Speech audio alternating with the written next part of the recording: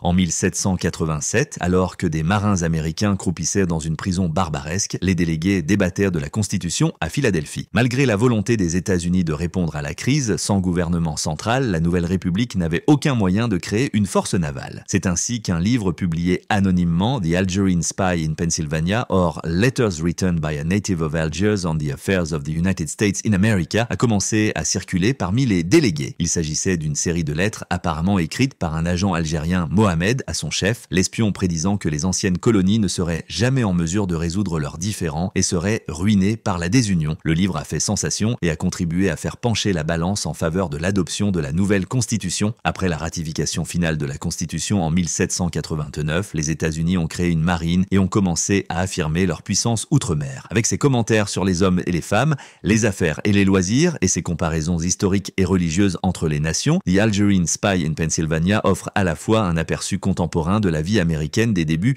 et des idées politiques de l'époque. Jamais réédité auparavant et récemment classé parmi les 5 meilleures œuvres de l'histoire de la rencontre de l'Amérique avec le monde arabe, cette nouvelle édition est éditée par l'historien Timothy Meagher qui reconsidère l'importance de cette œuvre de jeunesse dans l'histoire politique et littéraire des États-Unis.